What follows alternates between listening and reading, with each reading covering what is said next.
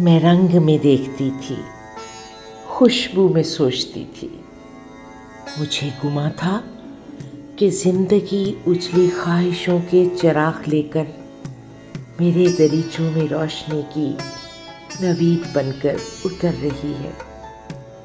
मैं कोहर में चांदनी पहनकर बनफशी बादल का हाथ थामे फजा में परवाज कर रही थी।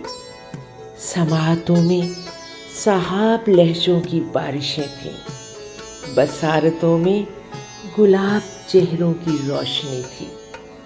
हवा की रेशम रफाकतें थीं, सबा की शबनम इनायतें थीं। हयात ख्वाबों का सिलसिला थी। खुली जो आंखें तो सारे मंजर धनक के उस पार रह गए थे। न रंग मेरे न ख्वाब मेरे हुए तो बस कुछ अजाब मेरे।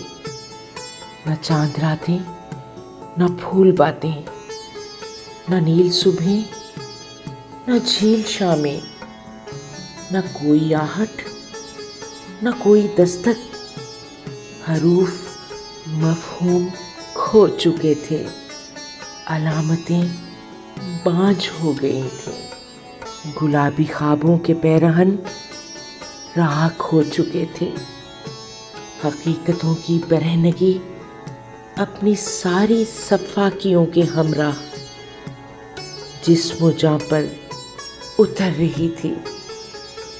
वो मेहरबां सायादार बादल अज़ाब की रुत में छोड़कर मुझको जा चुका था।